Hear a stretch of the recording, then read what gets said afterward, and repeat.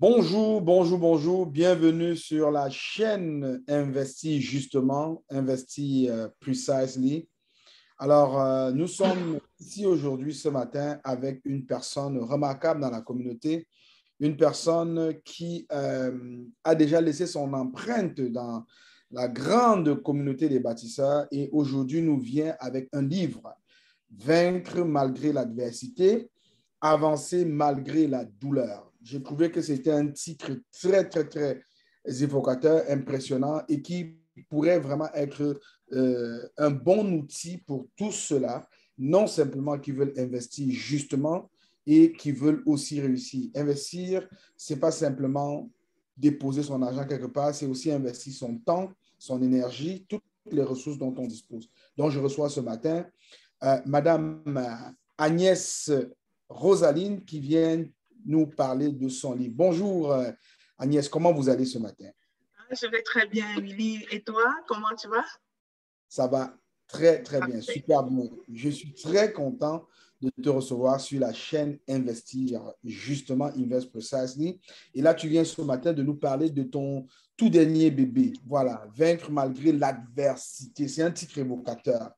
Qu'est-ce qui vous a valu le choix de ce titre? Alors, je vais te raconter pourquoi ce titre. Effectivement, vaincre malgré l'adversité, avancer malgré la douleur n'a pas été choisi pour rien. Parce que de tous les temps, ce que je me suis rendu compte, c'est que nous avons tous quelque chose contre laquelle on se bat.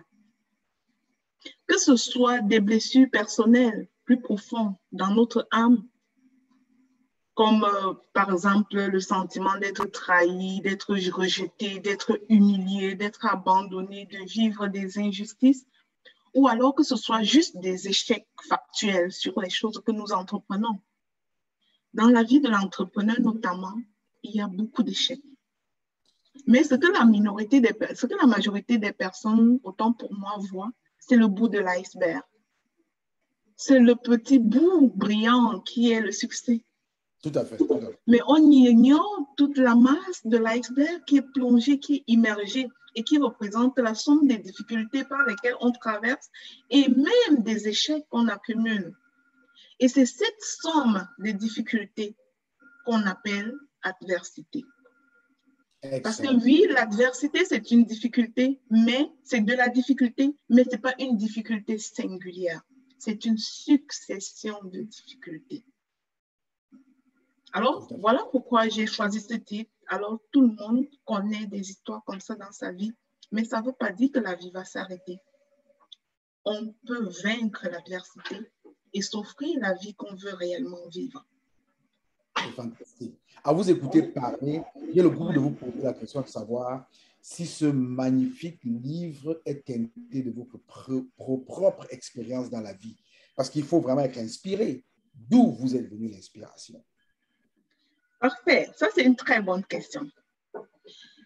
Contrairement à certains livres de développement personnel qui sont très conceptuels et qui passent le temps, d'une part, à définir des concepts et d'autre part, à dire ce qu'il faut faire sans mettre une expérience sur la scène.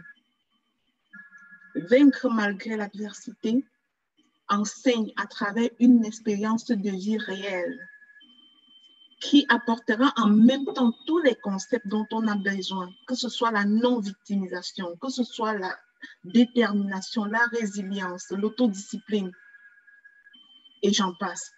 Mais ces concepts et ces valeurs seront enseignées à travers une expérience concrète mise en scène, une expérience de vie vraie. C'est pour ça que le livre est du type roman, autobiographique. Tout à fait, je m'ai posé cette question. C'est ça. Et vous pouvez comprendre comme moi que la meilleure façon d'impacter les autres n'est pas seulement de leur dire quoi faire, c'est de leur enseigner par l'expérience, de leur enseigner ce qui est bon de faire par l'expérience, dans toute je veux dire l'expérience dans toute la transparence, une expérience qui échoue, une expérience qui trouve des difficultés, une expérience qui rencontre des turbulences et qui compose avec tout cela pour se frayer un chemin. Parce que de ce que je dis dans mon livre, nous avons tous des difficultés et il n'existe pas un chemin préalable. Parce que pour ma part, le chemin se construit en cheminant. Ah, fantastique. Le chemin se construit en chemin, voilà. Alors, ce roman, vous l'avez bien dit, en tout de l'autobiographie,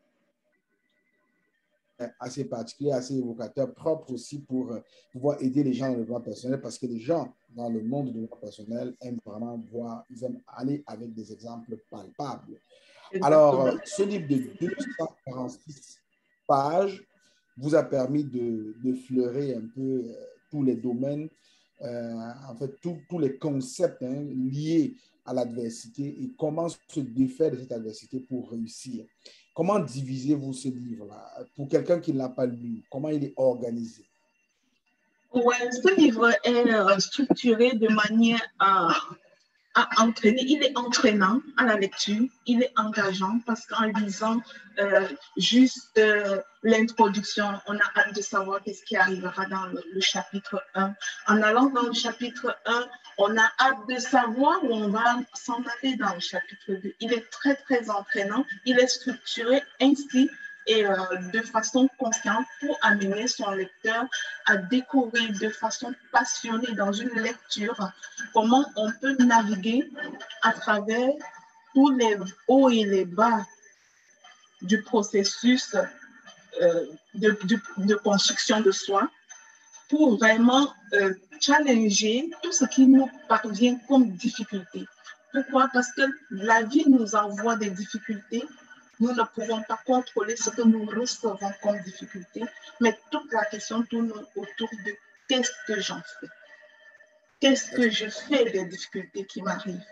Alors, l'idée de ce livre, loin de vouloir se positionner comme un guide conceptuel, ça se positionne comme une mise en pratique de tous ces concepts-là dans une expérience réelle, comme je l'ai nommé tantôt, pour amener la personne qui lit, la lectrice ou le lecteur, à avoir le sentiment de se regarder soi-même dans le miroir et de se dire, ah tiens, ça m'arrive souvent. Ça peut m'arriver, mais est-ce que c'est comme ça? Est-ce que c'est comme lui que je me serais comportée? Est-ce que j'aurais fait les mêmes choix? Puis ça invite et ça rend la lecture très, très réflexive. Et je pense que c'est ce que nous avons besoin encore plus dans nos communautés, qui essayons de trouver notre chemin et de nous accrocher sur le petit rayon de soleil qu'il y a dans notre vie pour nous permettre de connaître des succès par des petits pas. Tout à fait. Ce livre-là m'interpelle personnellement. C'est pourquoi j'ai été très emballé dès que je l'ai vu. Il m'interpelle très personnellement parce que, comme tout le monde dans ma vie, j'ai connu des difficultés, j'ai connu des déboires. Et à chaque difficulté, je crois que si je peux dire ça, entre guillemets, le bourreau s'attend toujours à ce que vous retombez, à ce que vous disparaissez. Mais je suis toujours surpris de vous voir renaître sur une nouvelle peau, de vous relancer et de poursuivre la vie. Si bien qu'à certains moments donnés, les gens ont l'impression que vous êtes un monstre, les gens ont l'impression que vous êtes un marabout dans le terme africain. Alors, je comprends ici qu'il y a un gros point, il y a une grosse importance pour la résilience. Quelle est la part de la résilience dans ce beau livre? Écoutez, moi, je définis ce livre comme une recette concoctée de persévérance, de résilience et de non-victimisation. Voilà ma définition de ce livre. Si vous regardez la 4e de couverture, vous verrez justement cela. J'aurai le plaisir de lire pour ton auditoire le petit texte de la 4e de couverture avant de répondre quelle est la part de la résilience. Alors, on va faire cette lecture. Okay. Quand on est d'une famille sans histoire et que soudain tout bascule dans notre vie, quand on se sent abandonné à soi-même dans toute sa vulnérabilité, quand on passe par la stigmatisation, la maltraitance, le rejet ou tout simplement une succession d'échecs, comment fait-on pour reprendre du pouvoir sur sa vie. En d'autres termes, quelle est la recette pour atteindre ses objectifs et réussir sa vie quand on est brisé de l'intérieur? Ce livre t'apporte une recette concoctée de persévérance, de résilience et de non-victimisation. Si tu as vécu des expériences douloureuses, de rejet, de maltraitance, d'échecs et bien d'autres, tu as certainement eu mal, mais alors très mal. Mais toute la question, c'est comment prends-tu avantage de ta douleur? Ce livre te montre que toucher le fond est un signe que tu peux rebondir plus haut que tes espérances. Il te montre surtout comment le faire. Alors, si c'est un hymne de persévérance, de résilience et de non-victimisation, eh bien, c'est parce que son personnage, à un moment donné, s'est retrouvé dans le très fond de la détresse. Les raisons sont évoquées dans le livre. On ne va pas s'aventurer sur les raisons de sa détresse parce que le lecteur se donnera le plaisir de découvrir. Mais le personnage s'est retrouvé dans le très fond de la détresse de telle manière que si elle devait se comporter comme la majorité des personnes, elle aurait passé son temps à focaliser sur ce qui ne marche pas. Et ce qui ne marche pas, ça ne manque pas quand on est en détresse. On en a tellement de ce qui ne marche pas. Elle aurait donc passé son temps à focaliser sur ce qui ne marche pas, à regarder donc cette porte fermée, au point de ne pas s'en apercevoir qu'il y a une petite issue qui s'offre à elle d'un autre côté. Pourquoi la personne se focalise sur ce qui ne marche pas? C'est parce que la personne a accepté d'être victime, tout simplement. La personne a accepté de victimiser. Et c'est pour ça que la troisième valeur de ce livre, c'est la non-victimisation. C'est-à-dire, on doit tomber, je dis dans ce livre que si vous tombez 5 fois dans votre vie, rassurez-vous de vous lever 6 fois. Je pense que ça en dit long sur la résilience. Si vous tombez 5 fois dans votre vie, rassurez-vous de vous lever 6 fois, de prendre vos audaces et continuer. Tout à fait. C'est assez entraînant, c'est assez évocateur, c'est assez significatif pour les auditeurs qui nous écoutent parce qu'effectivement, on ne devient pas grand, on ne réussit pas parce que la réussite est là pour nous attendre. On réussit parce que chaque jour, on a un obstacle. Parce que je lisais ce matin en me réveillant parce que je suis vraiment fan du développement personnel. Je lisais en me réveillant ce matin que ça vous prend simplement, comment il a dit ça? Est-ce qu'il a dit ça vous prend simplement un échec pour réussir ou ça vous prend des échecs pour réussir? En réalité, pour juste résumer, ça tournait au fait qu'il n'y a pas de réussite sans échec. Il n'y a pas de réussite sans éprouver cette expérience-là. Parce que vous façonnez, hein, on se façonne lorsqu'on fait face aux obstacles. Et à chaque fois qu'on fait face à un obstacle et qu'on avance, on vient de mettre cet obstacle dans notre répertoire et on a l'outil pour braver ces obstacles dans le futur. Alors, ce livre est tellement intéressant. Comment le trouver? Où le trouver? Comment est-ce qu'on peut s'en procurer un exemplaire? Oui, pour se procurer un exemplaire de ce livre, j'aimerais d'ailleurs que tu affiches le lien Amazon ici. Mais sinon, si chacun va sur Amazon et tape juste le nom Vaincre malgré l'adversité, avancer malgré la douleur, la personne trouvera ce beau livre sur Amazon. Et il s'en procurera effectivement tout naturellement. Mais si quelqu'un veut me contacter, moi, je suis sur WhatsApp. Je peux te partager pendant qu'on y est mon lien WhatsApp pour que tu puisses l'afficher aussi en description de l'enregistrement de cette vidéo-là.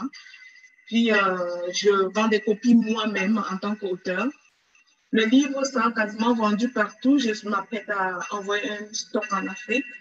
Je compte avoir un stock à Lomé, un stock à Douala. Et si j'ai des personnes qui sont passionnées par la lecture et qui veulent vendre ce livre dans leur pays, ben, ce sera la bienvenue, vous serez la bienvenue et puis on en parlera effectivement. Puis sur Amazon, tout simplement, oui, tu peux faire la recherche sur Amazon, lui dire que tu verras que le livre est bel et bien sur Amazon. Alors, j'essaie de faire cette petite recherche-là pour montrer à nos auditeurs que, un instant, pour montrer à nos auditeurs que on peut bien trouver le livre sur Amazon. Voilà. On va essayer de voir comment retrouver ce beau livre sur Amazon. Il est bien là, il est en place. Il coûte 18,99 $. Vaincre malgré l'adversité, avance Rosaline Nakam. Voilà. Donc, et dans le chapitre de Vaincre malgré l'adversité, on a aussi John Maxwell qui a produit. En fait, il y a beaucoup de livres, mais il faut vous rappeler que la couverture de ce livre est assez particulière et vous avez choisi des arbres, des conifères en Amérique du Nord. Est-ce que c'est évocateur de votre lieu de résidence, la couverture? Comment est-ce que vous avez été inspiré pour choisir une image comme celle?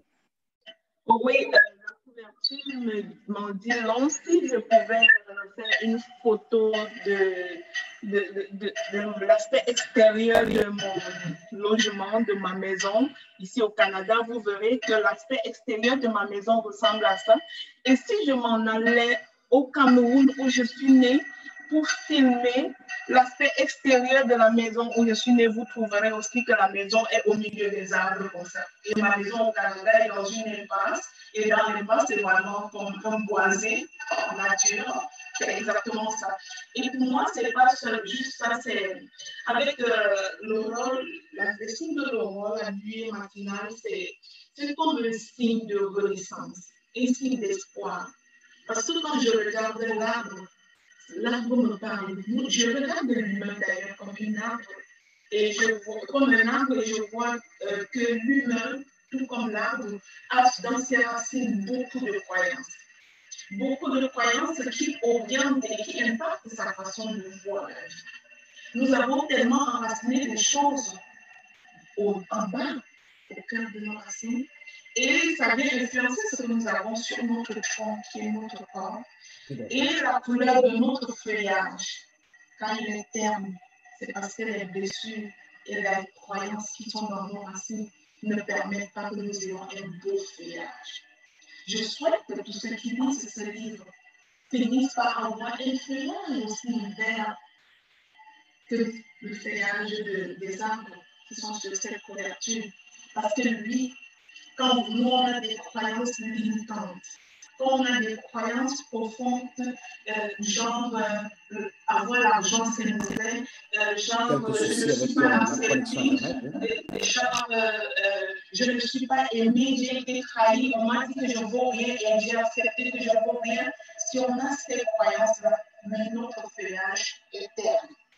Il ne peut pas être aussi vert que le feuillage de cet arbre. Et ce que je souhaite pour toi, lecteur de ce livre, c'est de redorer ton feuillage. Et j'aimerais embaucher pour vous quelque chose, c'est que je ne vends pas tout simplement de livres. Je me suis formée pour être thérapeute et j'ai une compagnie. Le nom de ma compagnie au Canada, c'est Ta Seconde Chance. C'est important pour moi, Ta Seconde Chance, parce que je crois que quelle que soit l'adversité, quelle que soit la nature des turbulences, quelle que soit la douleur que nous ressentons dans le moment présent, nous n'avons peut-être pas le pouvoir d'aller changer ce qui est passé, mais nous avons le pouvoir de l'acceptation, c'est-à-dire d'accepter que telle est ma réalité maintenant et je suis dans la vie. Et accepter n'est pas synonyme d'être en accord avec cette douleur. Accepter, c'est prendre acte que ma situation est déplorable en ce moment. Et quand on est dans l'acceptation, la prochaine étape qui s'offre à nous, c'est de prendre l'entière responsabilité de changer notre histoire, de l'écrire autrement. Parce que si nous ne pouvons pas réécrire la partie passée, nous pouvons oser écrire ce qu'on racontera. Excellent, excellent, tout à fait. Alors, Agnès, très beau livre. Avec une formation, une compagnie, je m'apprête à vous demander qui est Agnès Rosalie, mais vous vous êtes présenté brièvement. Peut-être qu'il y a d'autres choses à ajouter, mais j'aimerais tout de suite demander, est-ce qu'il y a des événements autour de ce livre lancé officiel, dédicaces? Est-ce qu'il y a quelque chose qui se prépare pour le futur? Oui, j'étais censée être au Cameroun ce mois d'août pour un événement dédicace que j'ai finalement pas pu aller. Le livre sera présent au Cameroun sans moi. C'est pas seulement ce livre, j'ai besoin de mentionner quand même, il y a un deuxième que vous pouvez voir sur mon fond d'écran, le planificateur stratégique guidé. C'est ça. En fait, c'est comme des jumeaux, ils sont parus tous les deux. Le planificateur stratégique guidé, en ce moment, je ne sais pas si Amazon a bien fini tout le paramétrage qui paraissent en ligne, mais le travail était en train d'être fait. Le planificateur stratégique guidé, c'est quoi? C'est pour moi la clé de l'autodiscipline. Parce qu'il est bien beau d'enseigner aux gens par notre expérience comment, oui, j'ai été résilient, oui, j'ai pratiqué la non-victimisation, oui, j'ai voulu changer ma situation et je l'ai changée. Mais il y a la question du comment.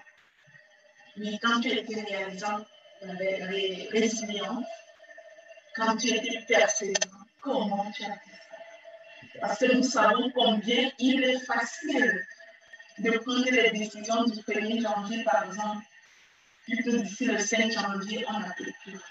Tout à fait, tout à fait. Tout simplement parce que l'autodiscipline après l'étape de décision.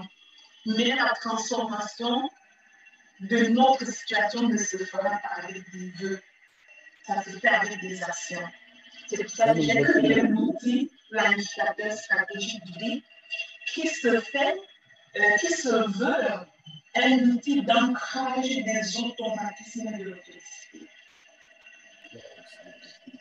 C'est tout un coaching, mais c'est un outil que si quelqu'un se fait accompagner par ma compagnie La Seconde Chance dans mon programme Éveil, qui signifie prise de conscience et envol, c'est-à-dire nouveau départ, mon programme pour adultes, c'est Éveil et envol.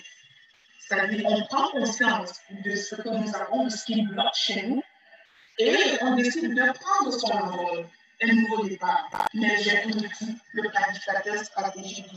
Pourquoi? Parce qu'il ne suffit pas de vouloir changer, il faut des actions et il faut la conscience. Cet outil-là permet à quelqu'un de se déployer sur 52 semaines sur un projet qui nous tient à cœur et de voir effectivement la progression. Il est guidé. C'est autant pour autodidacte que pour quelqu'un qui veut que moi-même je l'accompagne en coaching très sérieux. Excellent. Excellent. Alors, Agnès, on arrive quasiment à la fin de cet entretien et j'aimerais pointer cela du doigt parce qu'on ne peut pas écrire un très beau livre comme ça sans toucher cet aspect.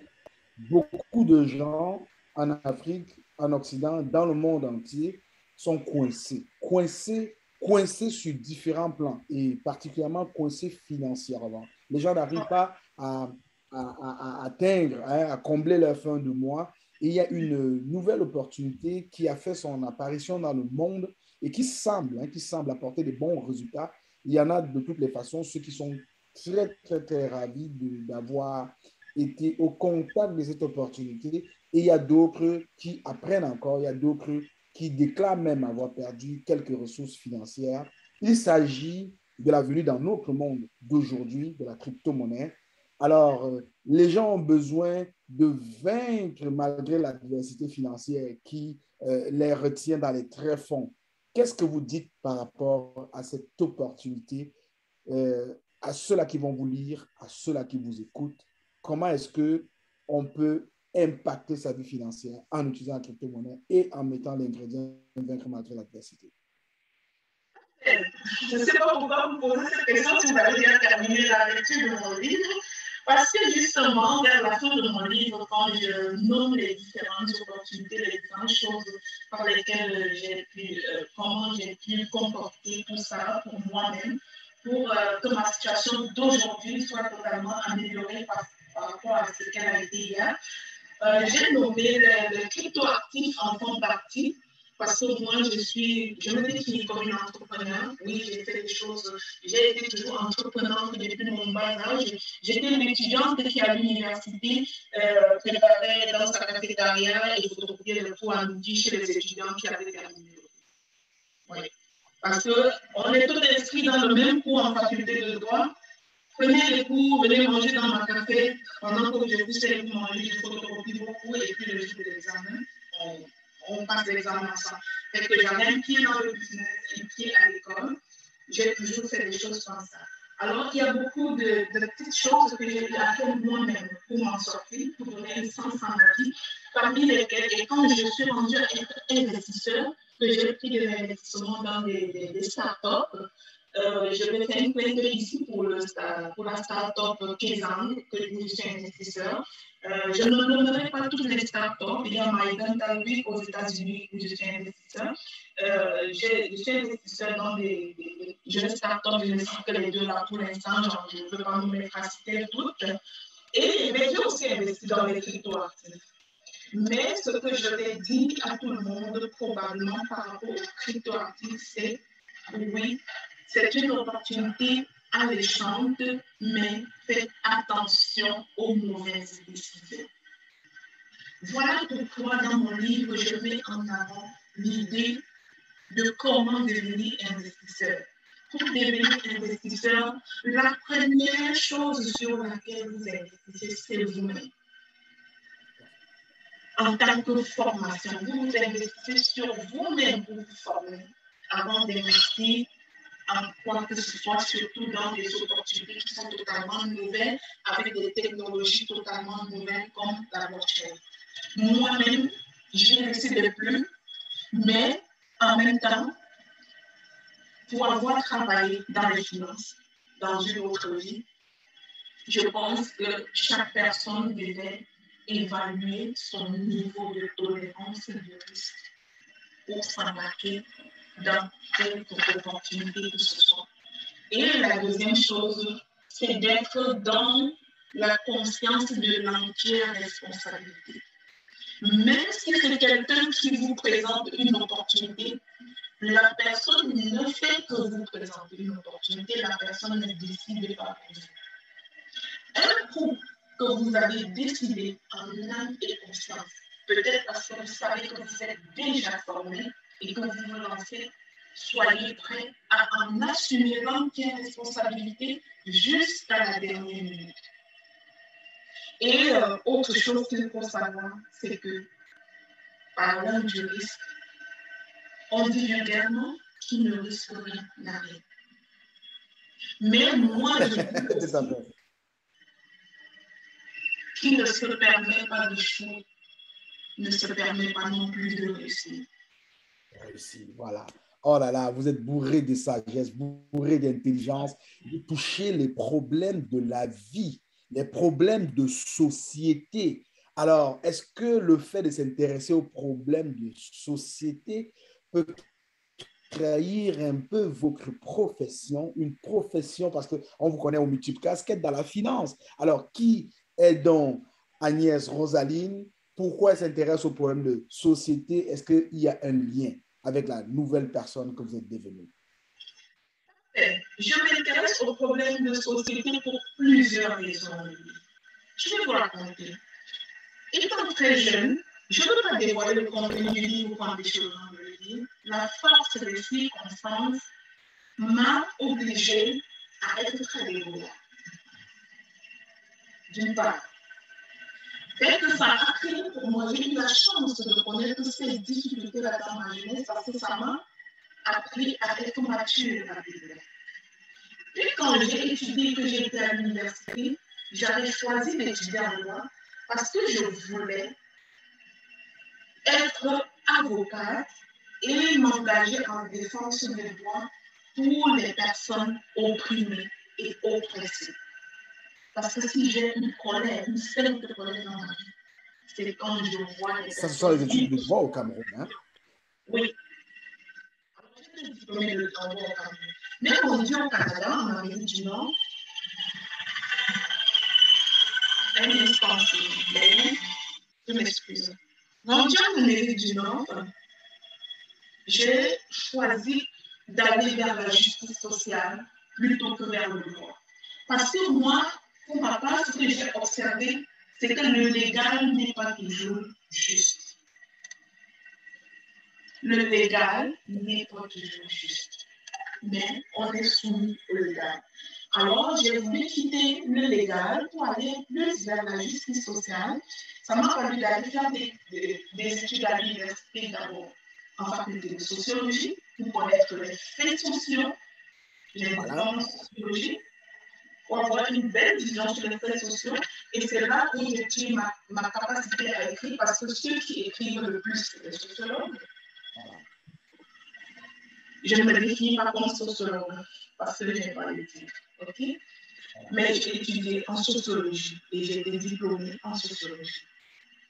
Après ça, j'ai pu voir que quand on étudie en sociologie, on reste très conceptuel. Mais qu'il existe un autre siège de sciences sociales où on est factuel et on peut être vraiment combattant de la justice sociale auprès des personnes qui sont en difficulté, qui ont l'impression que ça tourne en rond dans leur vie. Là, j'allais étudier en service social. Voilà. C'est pour ça que dans ma vie, je travaille comme thérapeute normalement, dans les services sociaux. Et puis dans ma compagnie, ta seconde chance de travail tout simplement comme coach de vie. Excellent, excellent, fantastique. Alors, on vient tout de suite de comprendre d'où vous vient cette énergie, d'où vient cette capacité de faire une bonne analyse des problèmes sociaux et de ressortir avec des ingrédients qui aident effectivement l'humain, qui aident l'homme. Nous allons avoir la chance de revenir avec vous dans les prochaines éditions parce que vous êtes bourré vraiment non seulement d'intelligence, de talent, mais vous êtes une entrepreneuse hors pair. Et ce serait pour nous une très belle occasion de vous recevoir sur la chaîne Investi, justement, Invest Precisely, pour parler de votre compagnie Seconde Chance. Alors, vous venez de donner une seconde chance à ceux-là qui nous écoutent. Toi qui nous écoutes aujourd'hui, tu viens d'avoir une seconde chance de Agnès Rosaline et j'espère que tu vas la saisir. Le livre est disponible sur Amazon. Juste allez faire la recherche Vaincre malgré l'adversité et cliquez sur le bouton achat pour vous offrir une belle copie de ce livre à $18,99. Le tour sera joué et vous serez résolument placé sur le chemin de la réussite, des outils pour pouvoir vaincre malgré l'adversité. N'oubliez pas, à côté de ce magnifique livre, il y a un guide, le planificateur stratégique qui va vous aider à mettre en application ce que vous aurez lu dans Vaincre malgré l'adversité. Et vous avez aussi la chance de rejoindre Agnès Rosalie pour du coaching personnel. Alors, c'est juste de rentrer en contact avec elle. Comment vous contactez Agnès Rosalie? Donc, je réponds au téléphone 154-802-9124. 154-802-9124. Ce numéro-là, il est sur WhatsApp. Vous pouvez me rejoindre sur WhatsApp. Faites-moi un petit coucou et ça me fera plaisir de vous contacter pour voir si mon programme répond à vos besoins. Mais lisez ce livre et vous serez transformé. Hier, je disais dans un live, je m'excuse, je dis, lisez ce livre, ma garantie, c'est que vous serez transformé. Vous n'avez aucune transformation. Je vous donnerai ce que ce livre vous a coûté sur Amazon parce que le livre vaut plus que ce qu'il coûte sur Amazon. Il vaut de l'or. Et sur Amazon, c'est tout simplement mon partage, ma façon de partager. Pour donner une seconde chance à tous. Ok, merci. Merci. Nous arrivons au thème de cet entretien avec l'écrivain Agnès Rosalie, qui est en train de marquer le monde de l'écriture. On a souvent dit, pour cacher quelque chose en noir, il faut le mettre dans un livre. Ce n'est pas son intention et ce ne serait jamais son intention. Le livre est fait pour lire. Je présume qu'on aura probablement, peut-être dans un futur proche, une version électronique pour faciliter la lecture de ceux-là qui aiment lire en électronique, peut-être audio aussi. Donc, voilà les opportunités qui s'offrent Agnès Rosalie, pour pouvoir impacter votre vie, pour pouvoir vous aider à grandir. Agnès Rosalie, au sortir de cet entretien, quel est votre mot de fin à l'endroit de tous ceux-là qui écoutent la chaîne Investis justement, Invest Precisely? Qu'est-ce que vous voulez dire à celui-là qui lira le livre et à celui-là qui ne le lira même pas? Écoutez, je salue à nouveau tous les auditeurs de la chaîne Investis justement. J'aime ça, le mot justement. Parce que il y a des investissements de toute nature, mais faisons garde à la justice, à ce qui est juste dans ce que nous faisons. Alors, ce qui est une parenthèse, parce que le monde parle. Et alors, j'aimerais dire à quiconque écoute notre vidéo, notre enregistrement, que tes difficultés, je veux parler à une personne qui a le sentiment d'avoir sa vie qui tourne en rond, qui vit des bugs de motivation, qui se contente du lot de consolation, en se disant, oui, ça va mal, mais quand même, je fais avec. Tu n'es pas fait pour te contenter du lot de consolation. Et c'est normal que tu aies des difficultés. La question n'est pas tes difficultés, la question n'est pas tes échecs. La question, c'est qu'est-ce que tu en fais? Qu'est-ce que tu fais de tes difficultés? Qu'est-ce que tu fais de tes échecs? Parce que les difficultés, les échecs ne viennent pas toujours pour te baiser. C'est ces difficultés et ces échecs-là qui viennent faire de toi une personne unique, la personne unique que tu es. Parce que si jamais tu arrêtes d'être victime et que tu pratiques ce que je t'enseigne dans ce livre, la non-victimisation, ça se peut que tu trouves une solution à tes difficultés personnelles. Et on le sait, entreprendre, c'est trouver des solutions à des difficultés, à des problèmes. Alors, si tu as un problème et que tu t'es mis en mode solution, que tu as trouvé la solution, je te dis et je te garantis que tu pourras multiplier ta solution de façon exponentielle pour en faire une source de revenus générationnels. Regardez-moi, j'ai vécu toutes sortes de turbulences. Ce livre en ligne sur Amazon, c'est une richesse générationnelle que Agnès Rosalie meurt pour vivre aujourd'hui.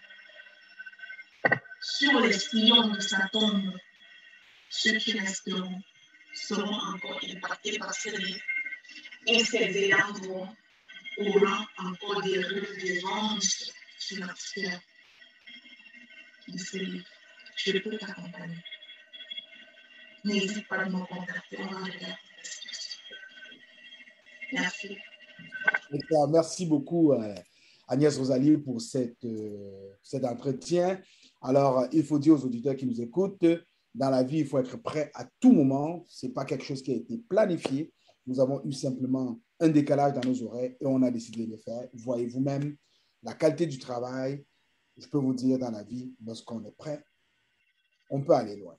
Voilà. Merci encore, Agnès Rosalie. Je vous souhaite une très bonne fin de journée et au plaisir de vous revoir la prochaine fois pour une autre édition concernant vos entreprises. Merci. Le plaisir est pour moi, Lily. Je me sens très honorée de participer à cette émission, d'être invitée à cette émission. Et je vous souhaite également une très bonne journée. Merci beaucoup. À la prochaine. À la prochaine.